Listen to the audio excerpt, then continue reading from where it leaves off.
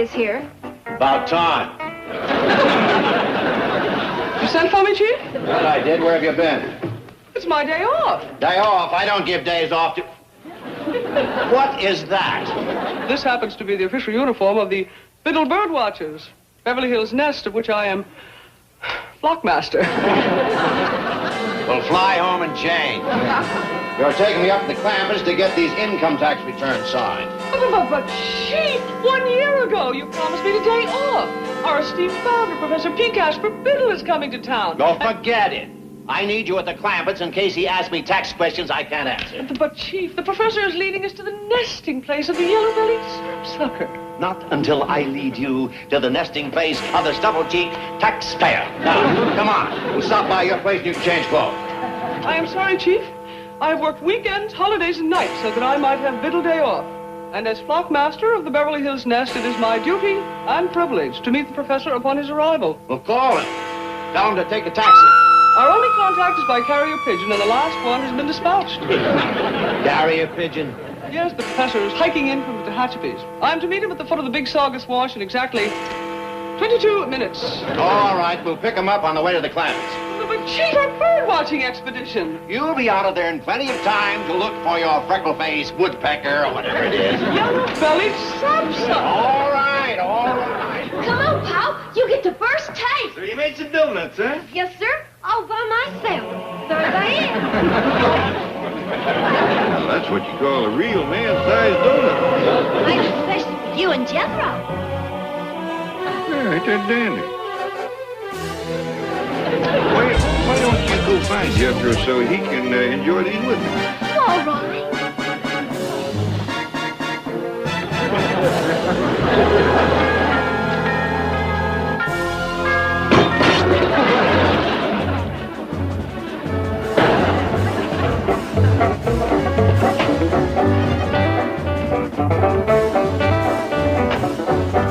Hold it. Don't knock.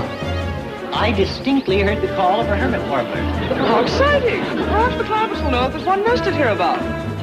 You wait here. If there are any questions, I'll sneak out and see you. But Professor Biddle would like to meet Mr. Clampett. Yes, I'm trying to raise money to aid in the preservation of the California condor. The professor is the only human being who has ever managed to live in prolonged and intimate contact with that rare and remarkable bird. I've actually occupied a condor's nest. As these photographs will prove, I took these with a tripwire. Of course, the condor's nest is just a rocky ledge or sheltered spot high among the rocks. As you know, Chief, the California condor is probably one of the largest of all flying birds. But they need help if we're to keep them from disappearing.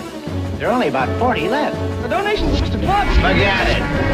Away in the car, both of you. Preferably in the trunk. Well, Mr. Drydale, come in. Thank you, Mr. Clampett. Who's them two fellas? Oh, the bird watchers. Look something. Birds probably do a little watching themselves. Well, Mr. Clampett, I'm afraid it's that time of year again. What you mean? Time for us to pay our income taxes. Oh, good. Let's give them a little extra this year. Well, I sure can't spend all the money I got. It ain't do no good just laying down there in your bank. Turn pale. You feeling poorly? No, I'll be all right, man. I have a glass of water.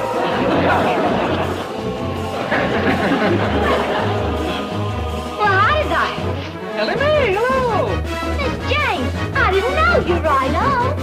Ellie Mae, I should like you to meet the famous ornithologist and founder of Biddle's Bird Watchers, Professor P. Casper Biddle. Ellie Mae Clampett. How do you do, Miss Clampett? Howdy. What y'all looking for? Birds. Well, shucks, you don't need them things.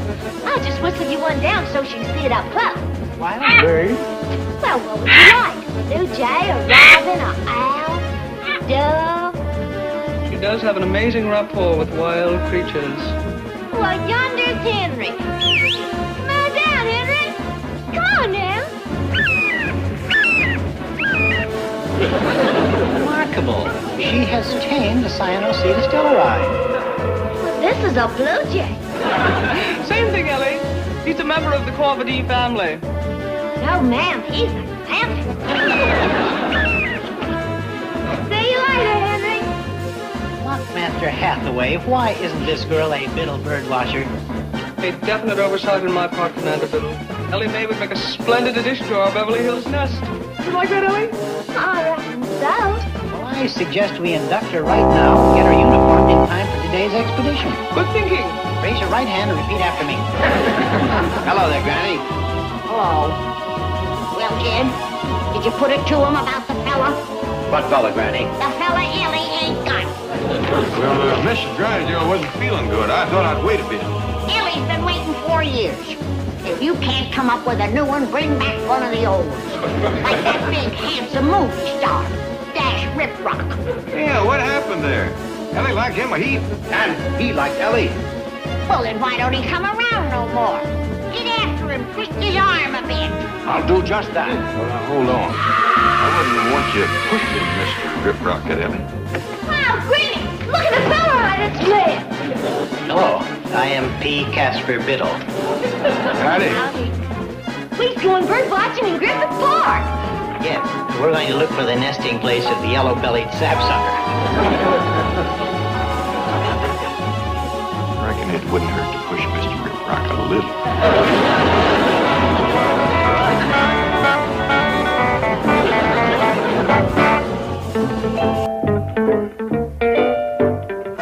Dash Riprock to see Mr. Drysdale. Dash, in person.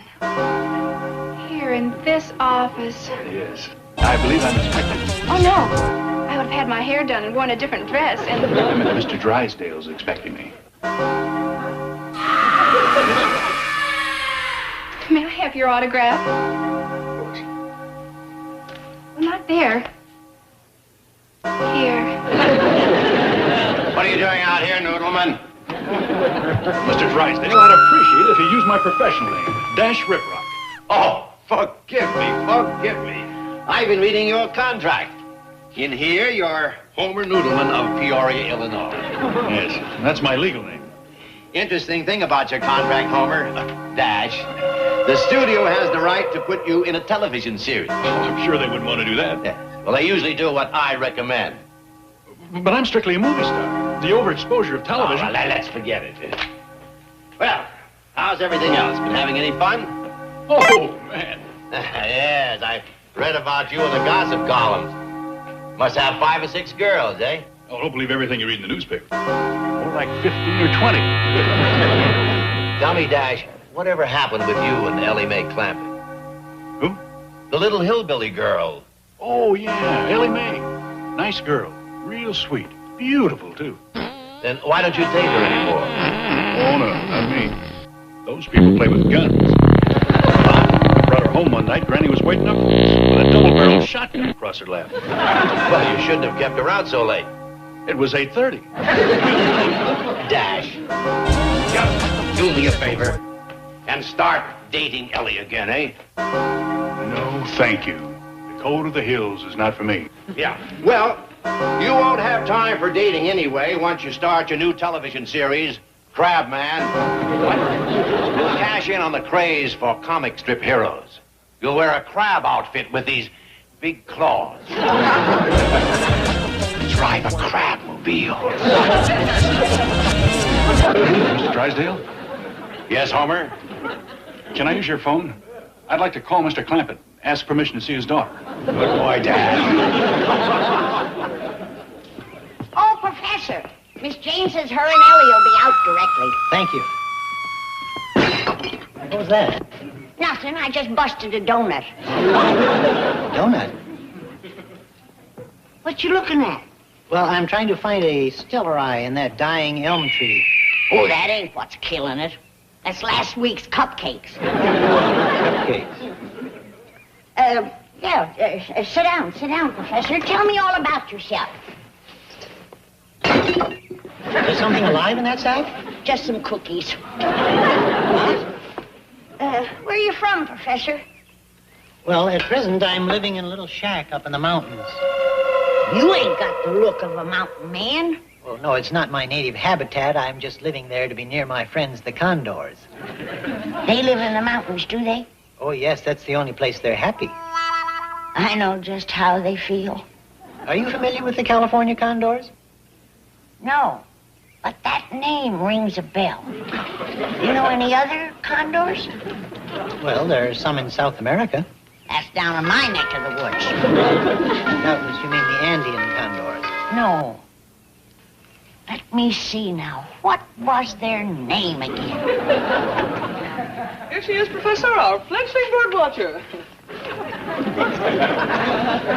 My word, you are a credit to our group, Miss Clampett. Thank you. We'd best hurry, Commander Biddle. We rendezvous with the others at 1400 hours. Oh, yes, so we do. Goodbye, Granny. Bye-bye. Granny? Granny, I can't find them cookies I baked yesterday. You can't? No, and I wanted to take them with me. Same thing happened to my cupcakes last week. Well, don't worry about it, honey. Say, Ellie, Rip Rock called while she was out getting your uniform. Said he was coming over to see you. Well, tell him I'll get back quick as I can. Well, ain't you going to wait for him? He should be here by now. Well, I can't, Pa. I'm going with them. Well, now, Ellie, don't you remember Dash? A big, strapping, good-looking movie star? Sure. Tell him I'll get back just as soon as we done bird watching. Well, say, you might as well take along my bird call that I will. It's upstairs in my room someplace. Okay. Be back in a minute.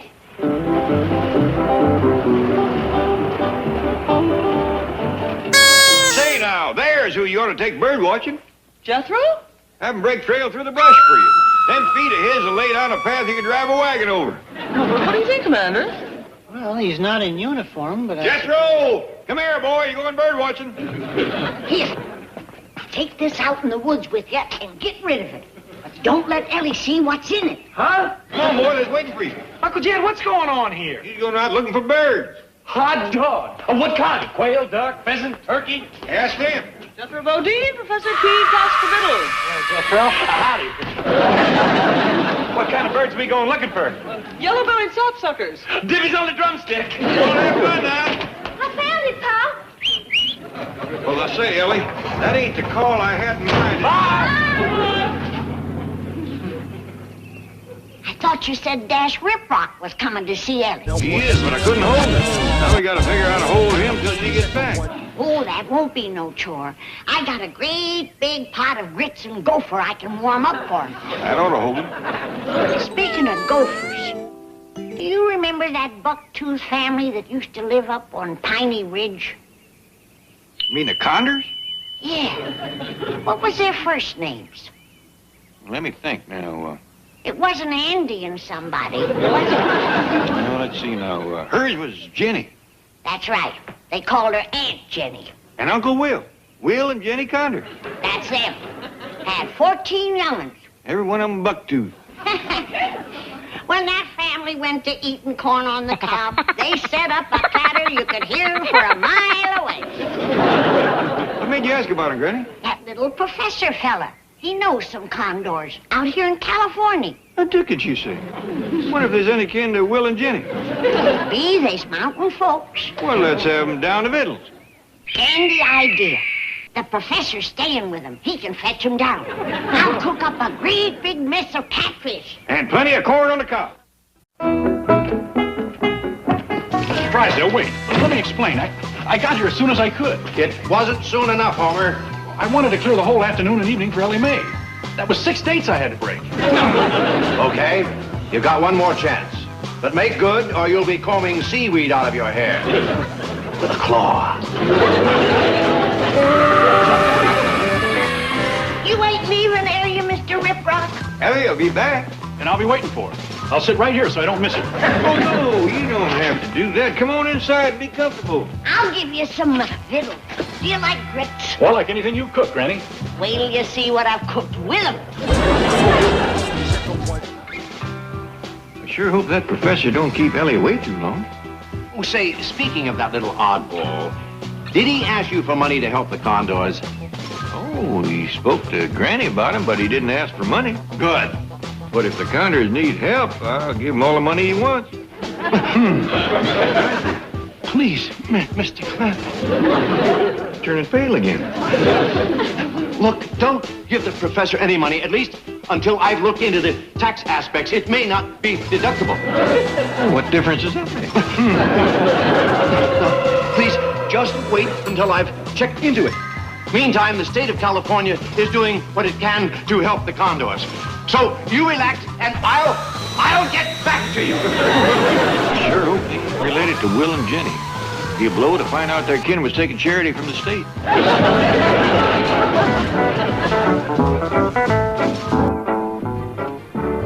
This might take a bit to warm up. That's all right. I'd offer you one of Ellie's cookies, but they's all gone. I tell you, when that girl bakes something, it don't stay around no time at all. She must be pretty good. Good ain't the word for Ellie's cooking. Why, just this morning she baked 10 pounds of donuts and they's gone already. Just my luck to miss out on them. It sure is. Well, how y'all doing? Granny's been telling me all about Ellie's cooking. Oh, well, don't forget, she's awful pretty. He didn't get a chance to sample nothing, Jed. Oh, that's too bad. But then from what I hear tell, you movie stars ain't never home to eat nohow. True, but then something like Ellie's cooking might just settle a fella down. That's a fact. Ellie's cooking and a fella might never leave the table. Now, you're going to be all right. What's the matter with Jethro? Well, he became ill on the trail. We terminated our expedition and rushed him home. What's hurting you, boy? Them donuts you get. I feel like I swallowed a couple of brake drums. You ate them? Well, what'd you think I'd do? Bury them? My own fault for making them. I shouldn't have tried to best Ellie. What are you talking about? Ellie's a... Best thing in the world for a stomach ache. Miss Jane, take Dash out and show him the cement pond. It's a good idea. Oh, well, we've seen the cement pond. It's got all different water in it now. Real pretty. You get upstairs to bed. I'll be up directly and doctor you. Now I know what a chicken feels like with a gizzard full of rocks. Ready? Glad to get you alone for a minute. You know them condors we was wanting to have down to Beverly? Yeah?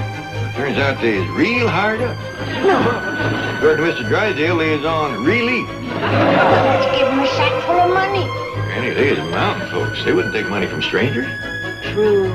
Gotta figure a way to help them so they can keep their pride. The little professor fella is a friend of theirs. Why don't you talk to him whilst I remedy Jethro? Good idea. I hope we're going to be good friends, Ellie. We already are. You're one of the nicest, kindest... Ellie Mae, you're back. Well, howdy, guys. Here's Professor Biddle. Hi. Gee, it's good to see you. Thank you. Dallas, this is the famous Professor Biddle I've been telling you about. Swell. Come on, Ellie, let's go for a walk. Here, just a moment. I have... Oh, Professor, you're just a fellow I've been looking for. But Sit down. I want to talk to you about helping them condors. That'd be wonderful. Indeed, it would, Mr. Crabbe. You too, Miss Jane. Sit down. Thank you. Granny tells me you've been staying with them up there in the mountains. Yes, I have. What kind of place they got? Well, they live mostly in caves and on rock ledges. Yeah. How many of them is there up there? Well, I've only counted 12 myself, but there's supposed to be about 40 of them altogether. You got Will and Jenny backed off. I bet you when that California bunch goes to eating corn on the cob, you can't hear yourself think. Mr. Clampett, condors do not eat corn. The ones back home do. Back home? Oh, you're probably thinking of wild turkey. Oh, this corn on the cob made the noise. Perhaps I can clear up the confusion. Commander, where are those pictures of you and the condors? In my map case inside. Excuse me. Say, Professor, I got a kind of a notion. Supposing, instead of money, we gather together a bunch of clothes and stuff and leave them up there in the mountains where the condors can find them. Yeah, good, heavy, warm stuff. You couldn't get a condor to wear clothes. You mean to tell me there's 40 of them running around up there buck-tooth naked? Mr. Clampett, do you know what a condor looks like? I don't care how pretty they are, they ought to wear something. Oh, Mr. Clampett, I am so thrilled that you're going to help the commander in his fight to save the condors. For years now, they have been driven farther and farther back into the mountains, shot at, harassed, poisoned. I don't wonder, the way they carry on. Oh, wait, let me show you a picture of the condors. No, thank you. Whatever you do, don't let Granny see them. Mr. Clampett. Clothes on condors. Gee, and they call me at night. Like I told you, I got a date with Professor Biddle tonight. Well, break it. I broke 6 for you. Well, I can't do that. Of course you can. No, I can't. Excuse me, I believe the young lady made herself clear. Now stay out of this, little fella. Now look, I'm warning you, don't annoy her. butt out, Buster. I'm afraid you leave me no alternative. Prepare to defend yourself. I'll be doggone. So that's a condor. Yes, they're the largest bird. Oh! Do you give up? Yes, yes. Say uncle! Uncle! Very well. Put him up, Ellie. No hard feelings, Dash. See you tomorrow night. Okay. Don't be surprised if I pick you up in a crabmobile.